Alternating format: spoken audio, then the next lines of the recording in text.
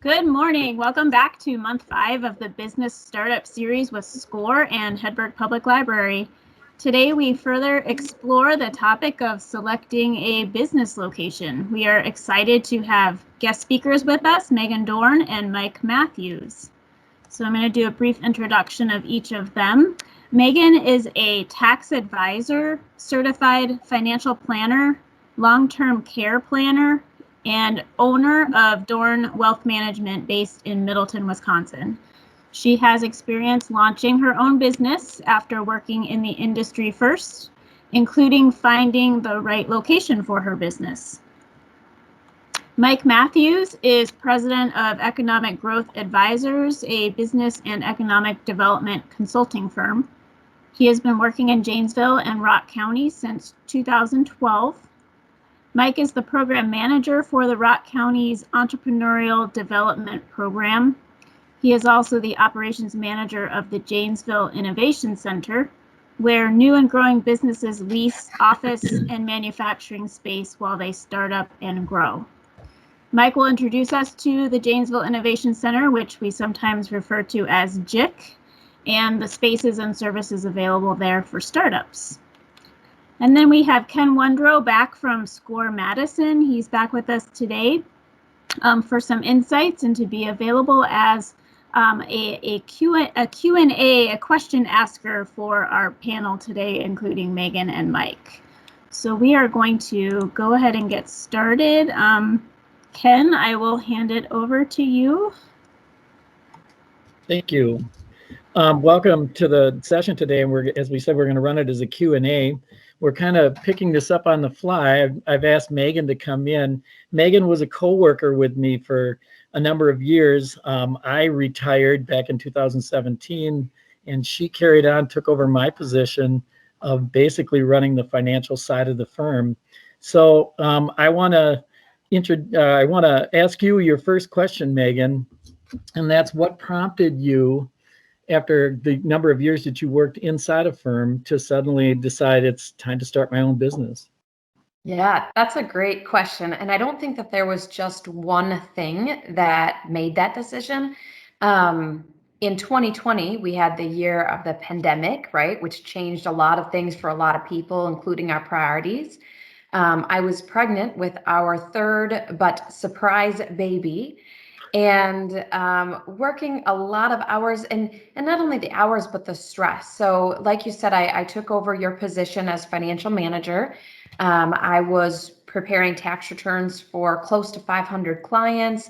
I was managing the investments for my clients, all of them, overseeing the entire financial department, 30 plus employees. I was doing a lot of the hiring and interviewing and writing the company newsletter and overseeing payroll and so on and so on and so on. And when you introduce a new baby and a pandemic and all the sports and everything that goes along with life and other kids, I just decided it wasn't a good balance for me anymore.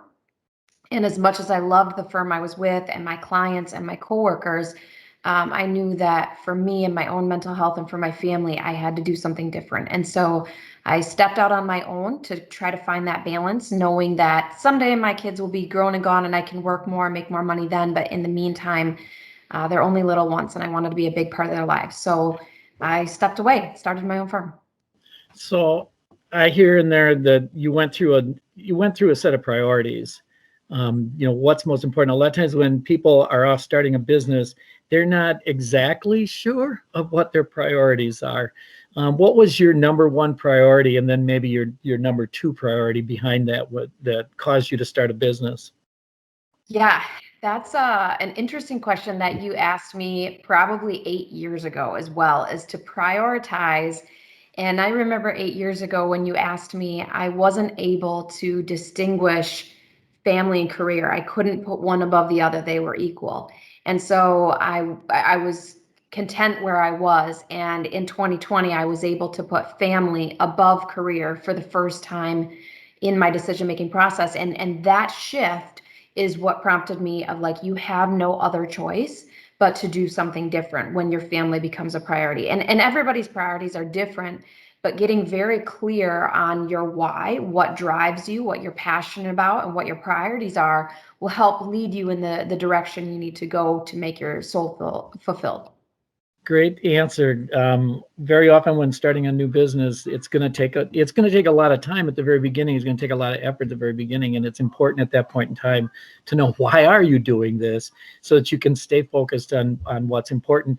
And if family enters into there, or position or location enters into there, we have to respect those. What did when you decided to make the move? What were some of the things that you needed to consider? What was your checklist for saying, okay, I'm about to open a business. What have I got to do? Yeah, so I'm a planner by nature, right? As a financial planner, a tax strategist, and I was a planner. So I needed this huge checklist. And mind you, I had very little time to do it because this isn't something that I had been planning for a very long time. It was like the pandemic hit. I'm pregnant with an unsurprised pregnancy, and my husband and I are like, what do we do? I had a very short period of time to figure this out. So I immediately went into check mode list, and I'm thinking, okay, my husband is a stay-at-home dad, so I am the only income provider for our soon-to-be family of 5. And health insurance alone costs just as much as some people make in a year, right? So I had to think about all of these things. So I created this checklist of, would I want a real location or be virtual? And if I want a real location, what did that look like? And I think we'll get to that later in the interview. But I looked at all the cost that I was going to have to pay. So I was thinking through, all my licensures and my insurance and LLC and all the things that I needed to pay for, and then thought realistically, what could I bring in revenue being a brand new business? And would I be able to pay my bills? What did I have set aside in savings as a slush fund or emergency fund to get me through until my business started making money? At that time, I didn't have any legal contracts tying me to my business, but I did reach out to attorneys and say, what do you think? Is there going to be any trouble for me leaving this job as a key cog employee, bringing in, a lot of revenue? Is there any repercussions for me leaving? And so, there was a whole checklist of talking to an attorney, looking at costs, looking at income, looking at location, looking at health insurance, looking at all of these things, and how would I coordinate that in a very quick manner to get out on my own and make it a successful business. Good. At least you had 2 that you could check off the list right away. You didn't have to worry about someone to do your taxes, and you didn't have to worry about someone to plan your finances. That's right. Facetiously, those would be 2 important steps for someone going off into business. We tell people that you do need to be mindful of what the tax situation is going to be. We always want businesses, as you did, to plan for success, not to say, well, maybe I can make this, maybe I can do that. It has to be, I need to do this, so I will do that. The checklist is so critical when you go through there to know that you're staying on track. The next question I had in there was, you mentioned that you formed as an LLC. What was your reason for forming as an LLC? Yeah, so having worked in the tax industry and knowing a little bit about it, I'm thinking about, a C Corp, an S Corp, sole prop, LLC. And again, getting someone who knows the ins and outs of these legalese and the tax implications is huge. Find yourself a good accountant. But in my mind, I didn't want to just be a sole prop where it was linked to my personal return. I wanted to have that LLC in place, that curtain that protected me personally from any business mishaps or lawsuits or anything like that, that curtain of liability to protect me. So I did file as an LLC, and then personally, I elected to be taxed as an S Corp, just because that there are some tax breaks and different things that I wanted to take advantage of. So I did elect to be taxed as an S Corp, but everybody's situation is different depending on what you might have as deductions, if you have employees or not, what your income structure looks like. And so it's a personalized plan that when you meet with your accountant, you'll find the direct route that you should be taking. Good. Yeah. With the selection of an entity, the amount of money that you're making, the amount of protection that you need, the amount of liability that you run, the fact of whether you're going to have employees and how you want how you want those, if you want benefits. All of those become important steps in choosing that entity.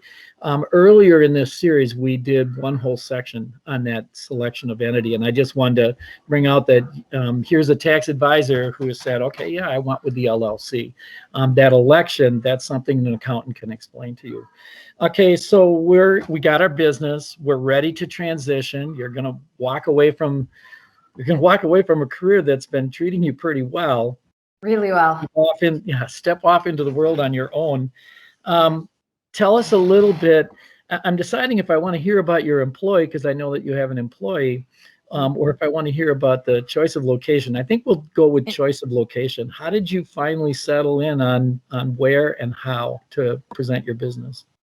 That's a great question. And before I answer that, I'm going to step back to the entity selection. And with the LLC, I mentioned that layer of protection. Also check with your insurance agent to see what kind of protection you need there as far as umbrella policies and business insurance. So that's all I'll say there is just make sure you add that to the checklist, that insurance and protection piece. Going back to location, personally, there was a couple of things that went through my mind is, do I want to be near my other firm because that's where my current clients are located? Or do I want something very far away because I don't want to create conflict or competition and I just want this clean break and do it as ethically as possible? And so I chose that ethically so that I could hold my head high when I walked away was the best. So I actually took a lease that is 30 miles or whatever, 30 minutes away from my current location where I was working, because I wanted to just say, hey, I'm not in competition with you. It's really a lifestyle change for me, nothing against this firm. So I'm going to separate myself from you. So that's kind of why I looked where I looked. And I went onto the website LoopNet, LOOPNET, loopnet.com, and you can find businesses, buildings for sale. You can find them for lease. And so I just went through the filters saying, I'm looking for a lease in this area, roughly this square footage. And I just started sifting through. And when you get into there, you'll see brokers that are representing the property. And sometimes you can call those brokers even and say, hey, this is what I'm looking for. Can you keep an eye out if you hear something before it gets listed? So calling those brokers, watching on LoopNet, those sorts of things. Yeah, thanks for putting that in the chat for me. So the other thing I started to think about was, majority of my clients are older clients. Let's say 70 and up is my niche clientele, retirees. So I didn't want stairs. I didn't want something that was really difficult to find.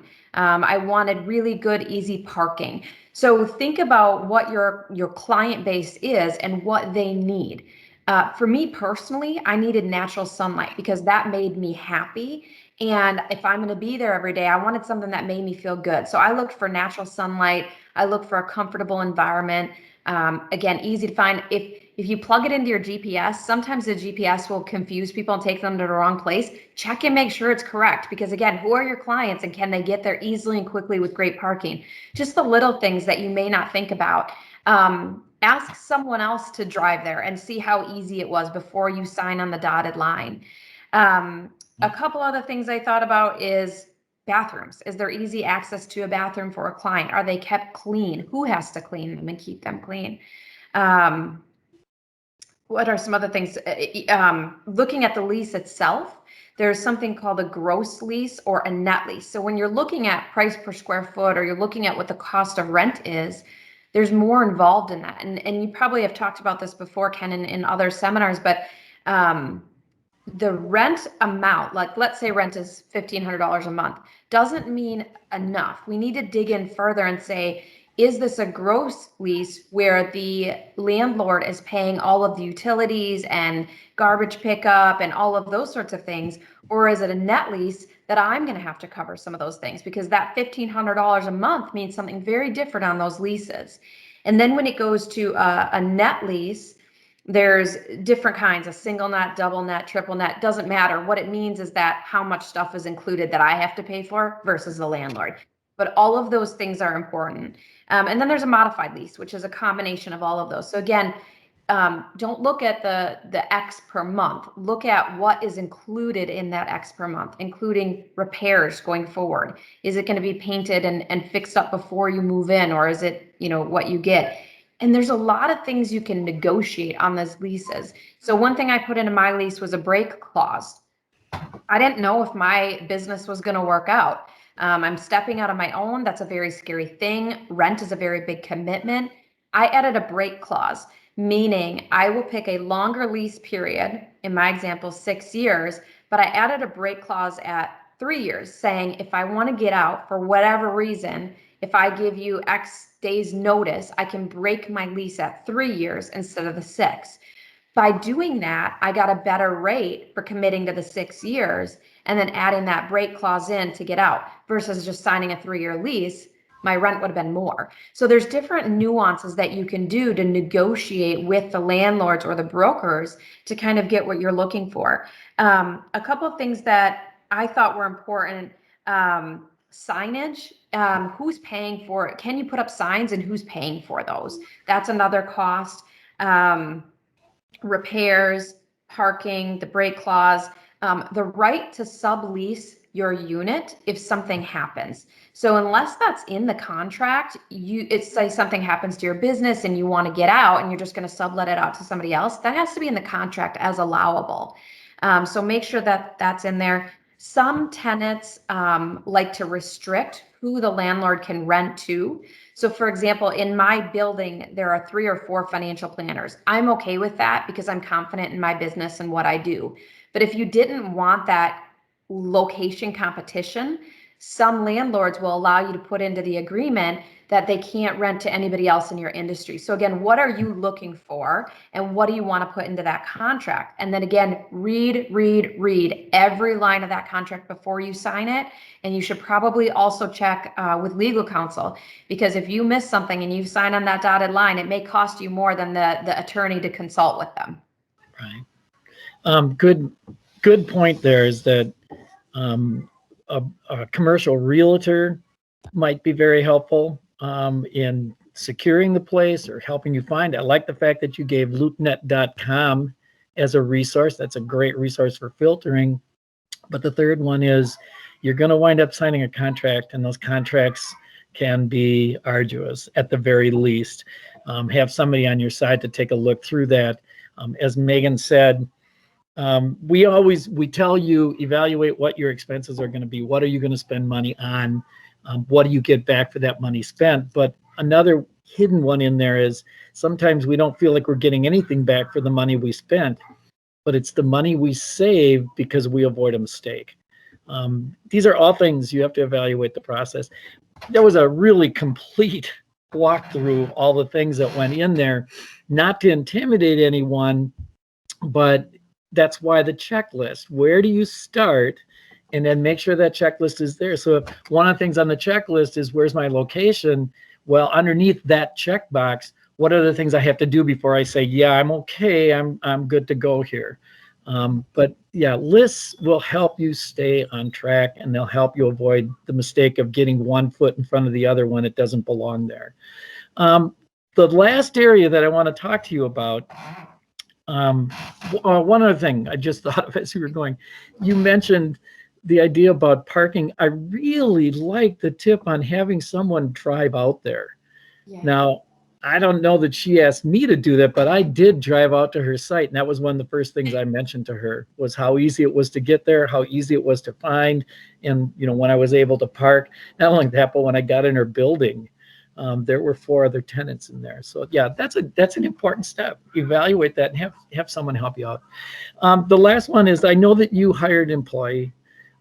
Just give me a little bit about your rationale for hiring an employee, and then just a few things about what to think about when you're suddenly going to take on another job besides being the business owner and the person running the business and providing the service. All of a sudden, you've made yourself the HR person. Yeah. Huge decision to bring somebody in. For me, thankfully, my employee has been my assistant for 6+ years now. So I knew who I was bringing on. That isn't the case for most people. They're not lucky enough to do that. But things that I think about are culture. You can't train attitude. You can't train willingness and work ethic. but I can train someone to do the job for the most part. And so when I'm hiring, and even when I was doing hiring before, things that I looked at more was work ethic and attitude over skill set, because I can train you to do the things I need you to do, but I can't train you to be a hardworking, ethical person. And so find someone that fits your culture. I want to go to work every day and feel good about the people I'm surrounded with. I don't want to go to work and go, oh, how can I duck and dodge that person all day because I don't want to see them, right? So make sure that you're finding people who fit the culture and who believe in the same values and vision for your firm that you have. For my firm, customer service is the number one priority. We want to get back to clients within 5 to 24, 24 hours at most, but it never takes that long. We want to get back to clients right away. We want them to feel like they're the only client, even though they're not. And so I have to have a teammate who believes in those same things. The old saying is hire slow, fire fast, right? Take your time in hiring because you want to make sure that this person is a really good fit in the culture.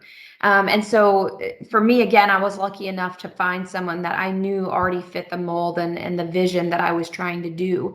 The other thing I'll tell you that's super important is don't pinch a penny to lose a dollar. So what I mean by that is previously the way that my employees' compensation was hourly. So we're going to take the time to track when she's there, when she's not there. We're going to track her vacation. We're going to track if she leaves her doctor's appointment. We're going to track commissions and bonuses and all of these things. The amount of time that goes into all of that tracking is money out of my pocket because time is very valuable for me.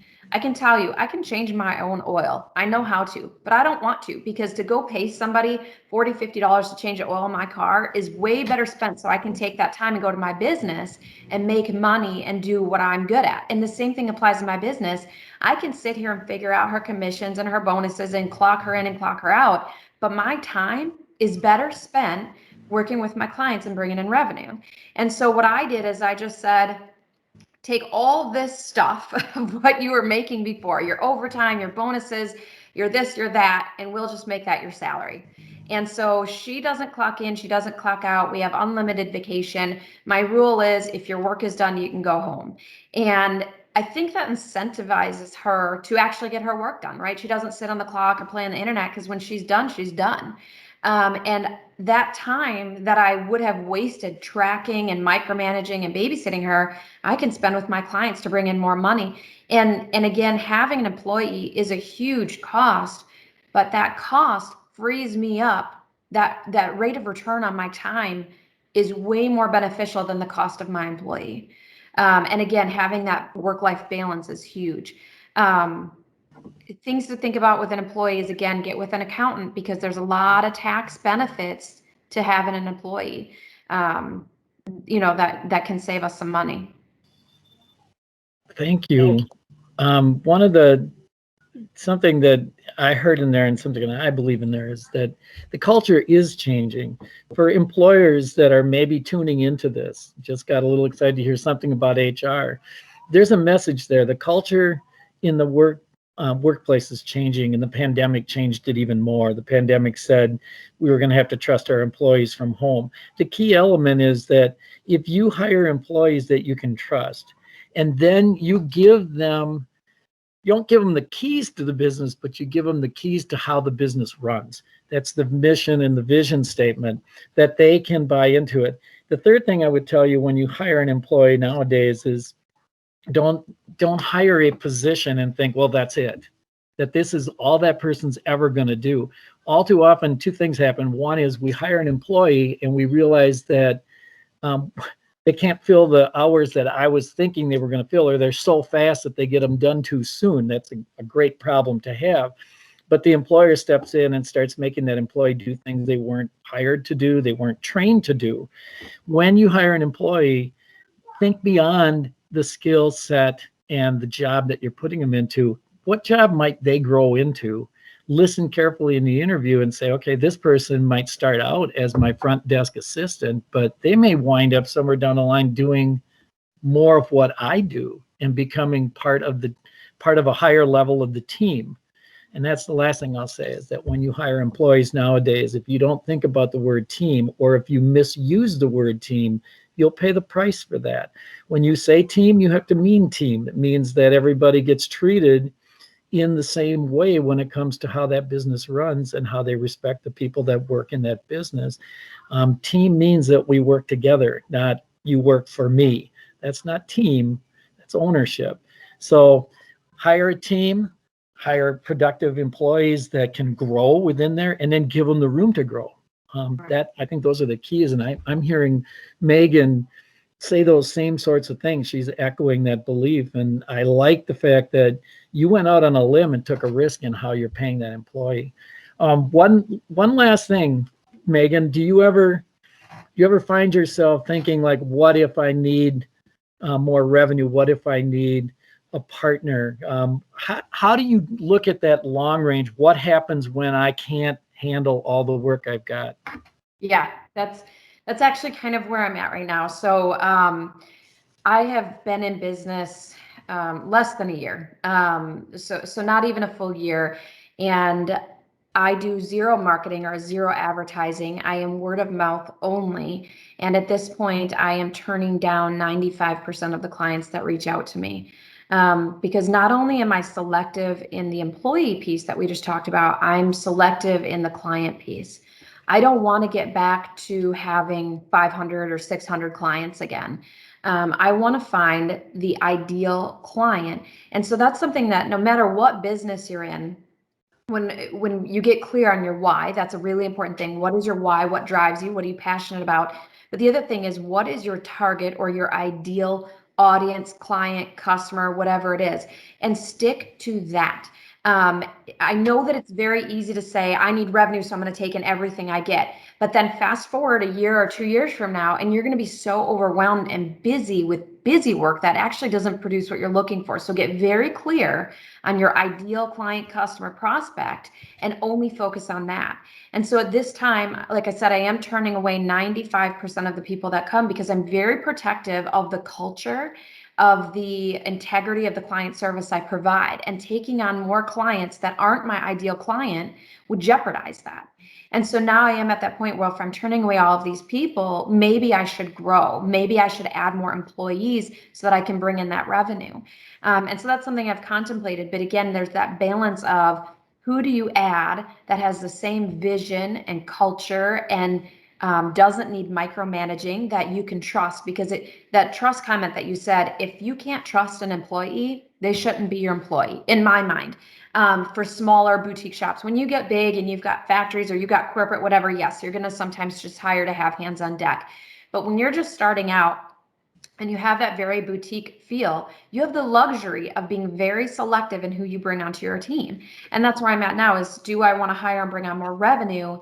If it was the right fit, if the person fit the culture and the mission and the value, and I didn't need to micromanage them, I would consider bringing them on for sure. And that's where I'm at right now, is contemplating that to see if that's a good fit. But again, I would choose culture and integrity and values over revenue any day, having been on both sides of the fence. Good. Yeah, good answer. Again, for people viewing this, you always have the choice. You either reach capacity and you turn them away and say, no, this is it. This is who I am and this is what I do. Or you hire more employees. Hiring employees, as she said, they need to be part of the team. They need to understand the culture that you're presenting. Otherwise, they won't bring in the revenue you're looking for anyway. They may, in fact, turn some of it away. The third possibility always is that idea of a partner. When you take a partner, think of it as a marriage. Each partner should bring something to that marriage that is unique. So if I have a business and I want to hire a partner in, what does that partner add to the culture of my business? What business do they bring with them? What revenue do they bring with them? What investment do they bring with them? Is that someone who complements what I do? So the same thing as you stood at the altar and said, I do, because you trusted that partner to be that partner. Well, you got to do the same thing in business. It has to be treated like a marriage because it's that important in what you do. Megan, we've used up a good portion of the time with this. I think it was all very valuable information that's given out. I hope that people viewing this will If it generates questions, you've got our emails to reach out to, and we try to answer what we can. And Megan, thank you so much for being part of the interview today.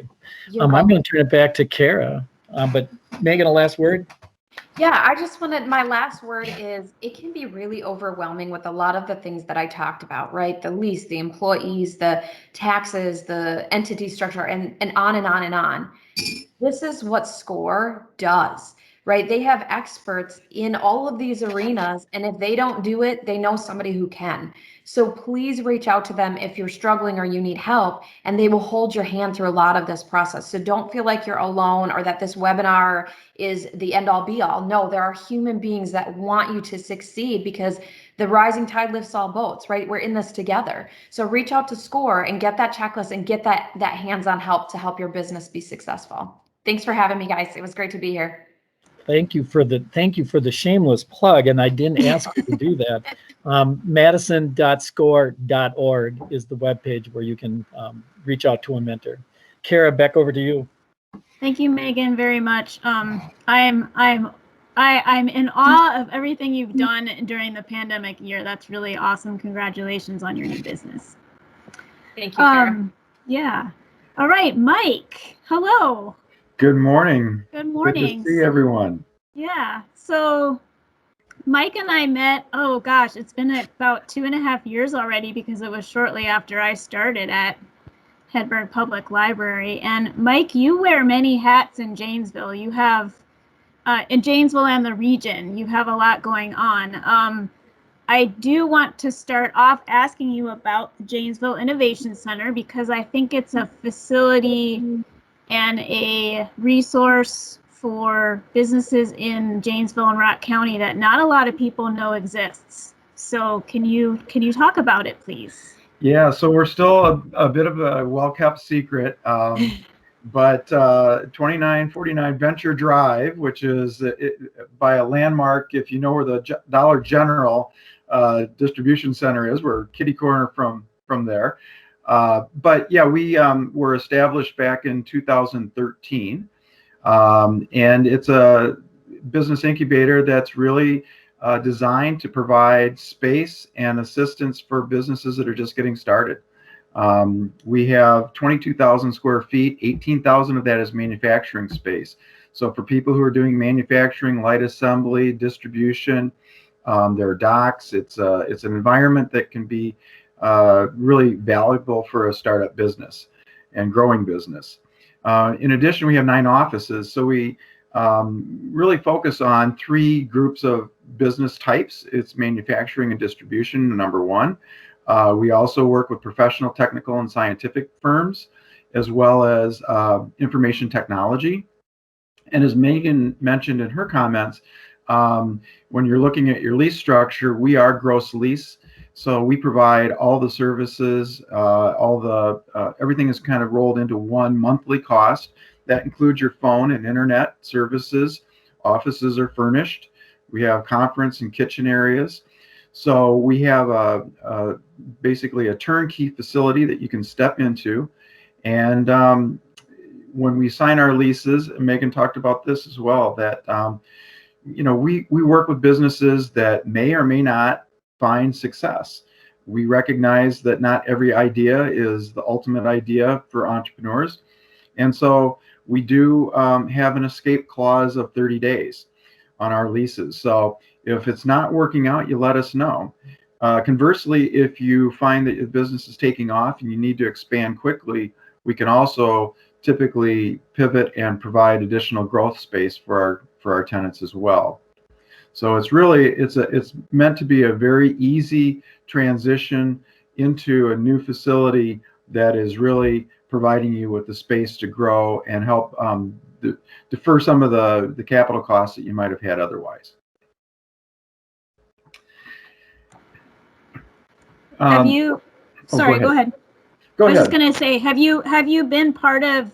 I'm just gonna say JIC for short. Have you been part of JIC since its inception? Yes. So the city of Janesville received a grant from the U.S. Department of Commerce, Economic Development Administration, and in 2012 broke ground on the facility. And so the city had a TIF district and provided the land and money to get the business incubator started. And so I came in 2012 and really worked with the city to develop the notion of the Innovation Center. I've had a chance to work with a number of incubator facilities, innovation centers over the years, including the MG&E Innovation Center at University Research Park and the Tech Center over on the east side of Madison, as well as a number of other facilities around the state. So I understood what they were trying to do and how we could put this together that would really be beneficial to entrepreneurs and early stage businesses. So I started working with them in 2012, and then we've continued to operate the Innovation Center since 2013 when we opened. So yeah, it's been a really good experience working with the city of Janesville. We have a nonprofit board that was established for the governance of all of this, and it's a 15-member board. And if you go into Janesville Innovation Inc., you can see that the Innovation Center is really a regional facility. We have representation from UW-Whitewater and both in Whitewater as well as Janesville campus, the technical college. We've had people from Beloit College part of our program. We have accountants, attorneys, bankers. The city council is represented, as well as city administration, the Rock County. So it's a very wide and diverse group of board members, and that group really helps facilitate the success of not only the Innovation Center but the tenants that we work with. So we usually have our tenants do a presentation early on when they've entered into the business incubator, and we ask them, how did they come to us? What's their business all about? Where's it going? And how can this board be helpful to connecting with resources that might be beneficial to them? When we talk about our group of tenants, I often say that our tenants typically come from one of three paths. And one group of tenants is maybe somebody who's doing freelance work. They've just started a business, they're working out of their home, and they recognize fairly readily that working at home is really a challenge. They're just a little too available for everybody and everything that needs to happen. And so they just need a separation of space. And so we do have clients that have come to us and said, I just need a dedicated office space, and I need to have a place where I can just sit and work uninterrupted. So that's one group. A second group is those people who have started a business, and a lot of our businesses have started out of their homes, the vast majority, in fact, and they have a product or service. And as that business is growing and expanding, they recognize that, hey, I've got to hire somebody in, but I don't want to hire somebody to come work in my home. So they get to that point where they just recognize that they need a commercial address, they need a neutral location, and they can use some of the benefits of the conference room and some of the other expanded facilities. So that's kind of the second group. And then the third group is really more so on our manufacturing side, but it's somebody who started a business, they have a product that's gaining some traction, and they've got all these parts and pieces around the house, and they're putting things together and they're boxing things. And so they're taking up the basement and the dining room and the garage, and their spouse says, you've lost your lease, get it out of here. And so we do have that group as well that just decides, okay, I've got to have somewhere where I can organize my things. I can have a system. I can have UPS pick up at the back door every day, and I don't have to worry about hustling over to get it shipped out to my customers. So that's kind of our group of business types, but also kind of the stage and kind of the needs of those businesses when they come to us. And you've had quite a few businesses have grown out of the space. They've been so successful that they've grown out. Could you talk about a couple of those? Sure. So there's a number of businesses. Simply Solutions was actually one of our very first businesses. They did a lot of consumer products and have grown and expanded. They just left the Innovation Center a little over a year ago and expanded. They went from about 8,000 to 30,000 square feet in Janesville, about a mile up the road. And One Critical, if you're familiar with downtown Janesville and the old Red Cross building, it got a major makeover, and One Critical moved all of their administrative offices there. They, again, started with one office with us. They grew to about, I think they had 6 or 7 offices occupied. They were subleasing from other tenants just to get through the construction project downtown, but they were able to move everybody downtown, and they continue to have an operation with us doing their distributions. They have their distribution functions at the Innovation Center. We had a business that's been a long-term Janesville business called Full Throttle Technologies. They're in the auto marketing area and data. And they had a business that was a software business, and that business really got to the point where they had a lot of data over a period of time that was very helpful to understanding trends. And so they created a data analytics business, and so they were with us, and they just bought a building in Janesville. So they've moved. Copper Fire Teas is another business that Brian Garcia started in his basement with a firefighter. Brian was a former police officer. He was the cop. His partner John was the fireman, so it became Copper Fire Teas. And that business grew through the Innovation Center over time. Brian was in about 5,400 square feet before he moved to about 13,000 square feet, also in Janesville. So yeah, there's been a number of businesses that have started in Janesville in the home, have expanded at the Innovation Center and grown into commercial spaces throughout the community. So it's really helped us accomplish the goals of helping businesses be successful and grow, to expand and become, growing businesses that are located in the community, employing additional people, increasing revenue, and really helping grow our local economy. And I would also say, since we had a number of graduations last year, we had a lot of space that was available. And fortunately, we have a number of new growth businesses that have come in recently. So GLW is 3 guys from Madison that started a 3D printing business. And they have about 40 printers that they can do full production. They're also doing proprietary development of drone technology. And so they have drones that are now just being introduced into the marketplace, but they're all 3D printed parts. They have plans to continue to grow and expand at the Innovation Center. We also have a business that some people in Janesville might be aware of, Post Shields.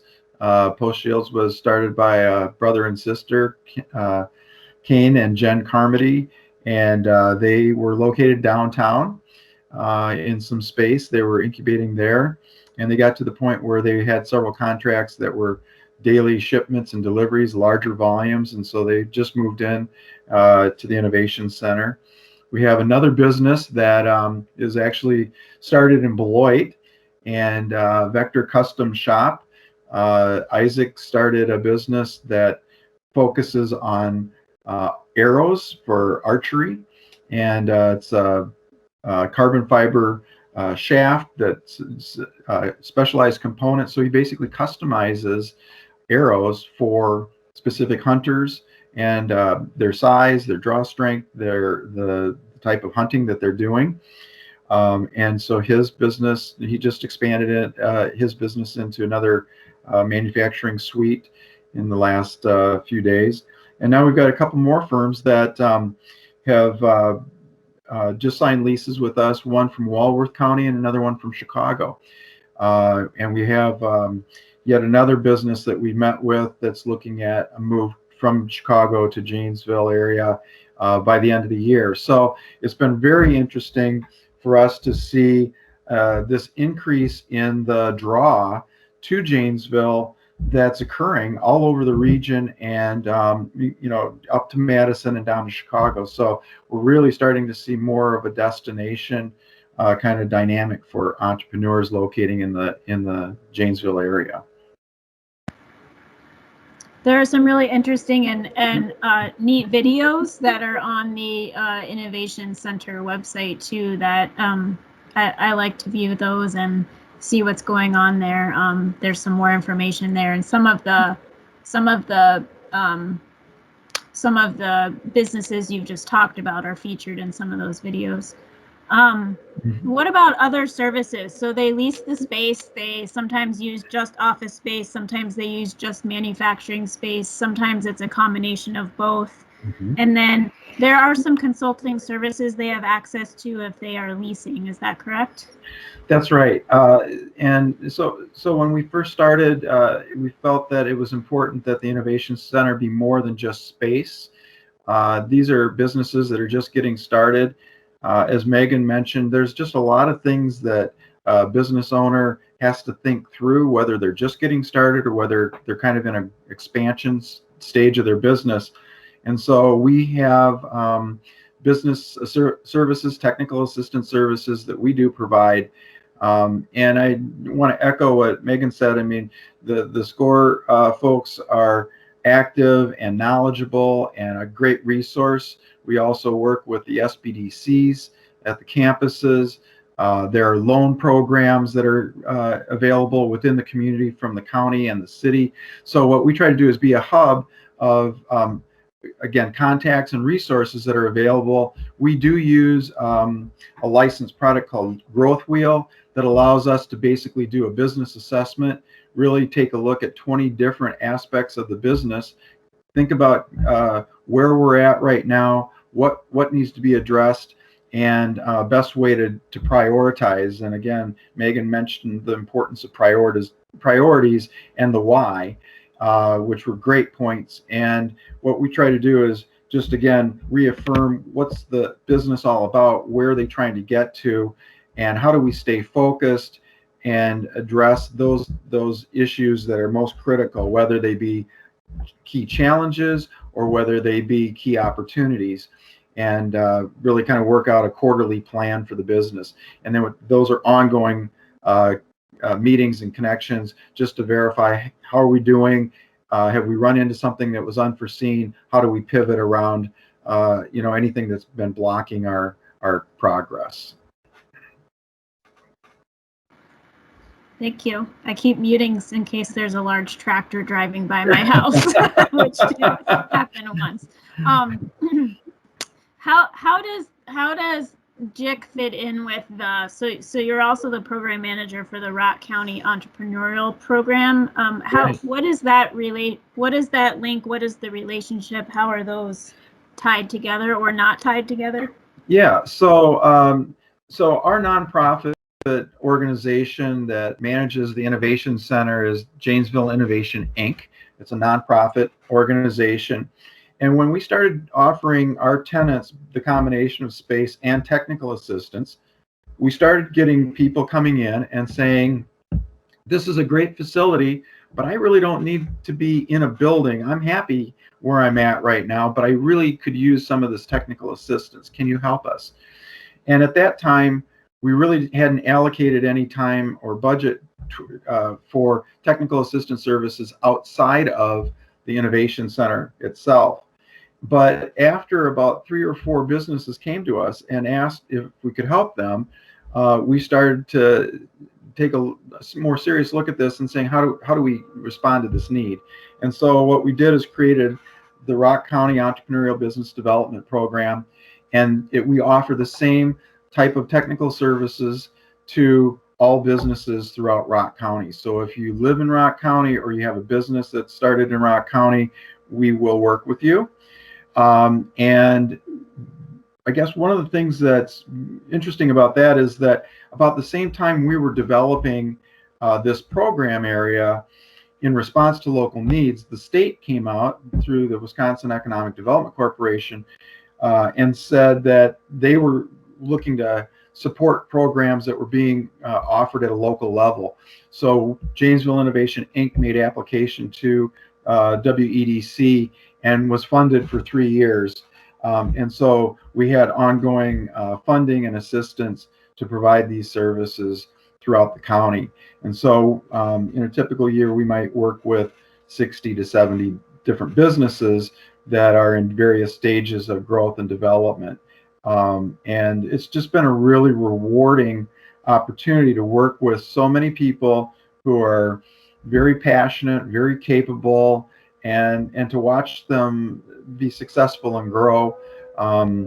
It's a variety of things, from some of the things that Megan talked about in terms of incorporation and some of those early considerations in terms of how do you want to structure the business, to equity raises and securing debt financing for the business. So really helping them prepare to take their request to a bank, a commercial lender, preparing their pitch to take to equity investors. And so we've been working with businesses that have been successful raising capital. And so that's been really rewarding to see them be able to continue that growth path and fund their expansion of the business. What is the best way for someone who's interested either in leasing some space or getting some technical assistance? What's the best way for them to contact you or JIC, or is it one and the same? It's kind of one and the same, but we have, as we mentioned earlier, Janesville Innovation Inc.com or JanesvilleInnovation.com. And the Rock County Development Alliance has a landing page, and it talks about our program for the entrepreneurial business development services as well. So you can reach out by web. You can certainly give me a call. My number is 608-206-7121. And again, it's Mike Mathews, and I can serve as your entry point into the Innovation Center and or the Rock County Entrepreneurial Business Development Program. Thank you. As I remember, the Rock County Alliance website is quite large. There's a lot there, but there is a business resources section and then an entrepreneurship small business resource page. So I'm going to copy that link here. Sure. As well. And I just want to also thank Kara for reaching out to us early on when she was really launching Hedberg's initiatives to provide expansion of small business services. You guys have provided wonderful resources that really help businesses at all stages access proprietary data and information that's very expensive if you're just getting started or you just need it on an occasional basis. And so Kara not only has the collection at the Hedberg Library, but connected also to the Whitewater Business School, right? Mm-hmm. So you guys have resources to even deeper data and proprietary databases.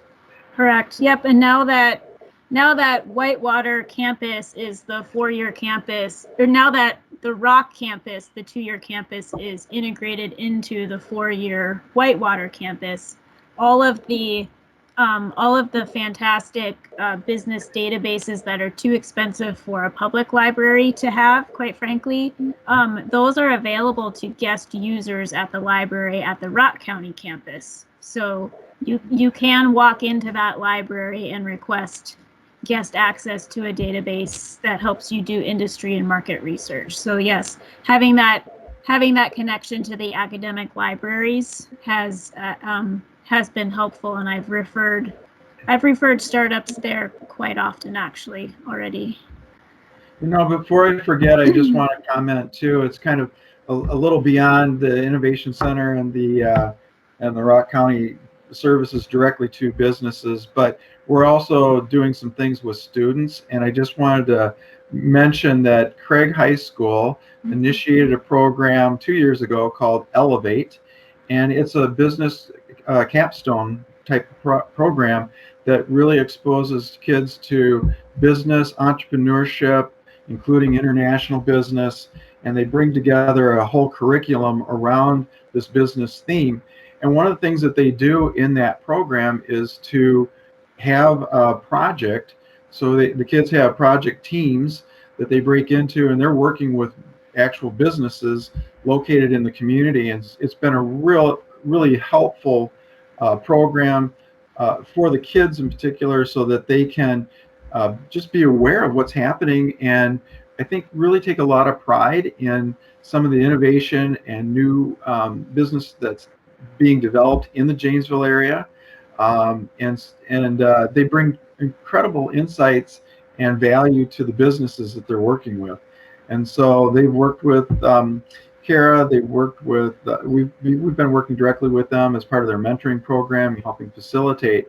But one of the things that we've been doing is working with small businesses who always have this unending list of projects that they'd love to be able to get to, but they don't have the time and they don't have the budget. So it just kind of keeps getting carried over from month to month and quarter to quarter and year to year.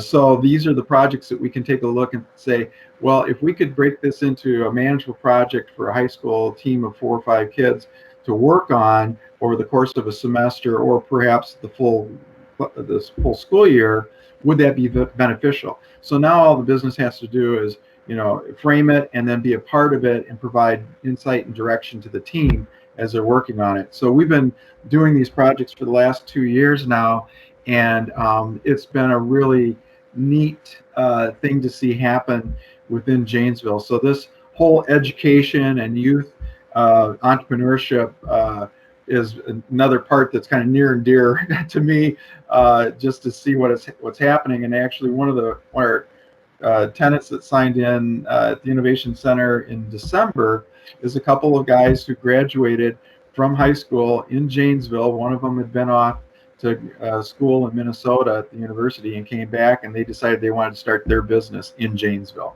So it's just really exciting to see how things are unfolding on the entrepreneurship front within Janesville and Rock County. Well, and there's a big push in Rock County to, for more businesses to be involved in youth apprenticeship. The Job Services Southwest Wisconsin Workforce Development Board folks work really hard on that. The Craig Elevate program, to me, and I'm not an expert by any means, but there's no apprenticeship for being an entrepreneur, right? You just have to give it a try. But this really exposes, this is maybe the closest thing to being an apprentice in entrepreneurship is being a student who can be involved in working on a small project with a real business. So yeah, that's been really rewarding to be part of that. And for those people watching this recording who may have been present at the very first month of this business startup series, we had Brandon Miles as a guest speaker. He owns his own business on the side, but he is the Craig High School primary instructor for the Elevate program. So he's tied into that as well. And we were able to convince him to come talk to us, Mike, about his side business also. Perfect. So, yeah. So if people have an interest, they should go back and archive that one. Yes. I think that one was the February. It was the second session in February. So, well, Mike, is there anything I didn't ask you that you wanted, any closing remarks, parting words?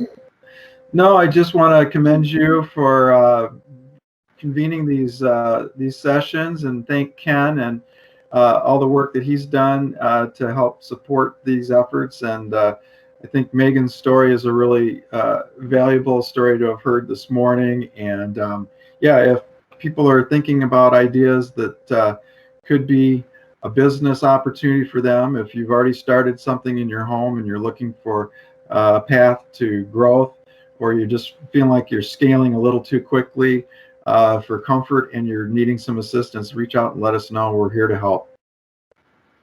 All right. Thank you. Thank you so much, Mike. Thank you again, Megan, for being here. Thank you, Ken. You're still out there. Let me just close by saying we have another session coming up July. Make sure I get the date right. July 6th. So that is shortly following our long weekend holiday, but we will be here at 8:30 a.m. on July 6th with a pretty quick wrap up to the SCORE startup roadmap. We've got one more chapter to go, chapter 12, and it's just talking about how to officially launch and maybe think about how you have an open house, whether that's in person or virtually, to launch your business. Ken, do you have any parting words today? No, just I want to echo Mike and thank both Mike for what he does and what his organization can provide for entrepreneurs, but also to thank the Hedberg Library for making all of this possible. SCORE can only reach out to people if they know that we exist. Working through you has given us a forum for doing that, and really appreciate that. Megan, thank you for your story. It's great to listen to someone who actually did it and is surviving. It's a big step to start a business, to be an entrepreneur. As Kara, as you said, there is no apprenticeship. There's not a course you can take on being an entrepreneur. You either are an entrepreneur or you're not. You know you're an entrepreneur when you have this burning desire to do something, but you actually act on it. The entrepreneur doesn't just try to hatch an egg. They try to be part of the whole process. They try to push it out and get it going. So hands off to all those people that would be entrepreneurs who are listening out there today. Again, thank you. Just really appreciated being here, and I hope everybody takes care. All right. Thank you again, everybody. I'm going to go ahead and stop the recording.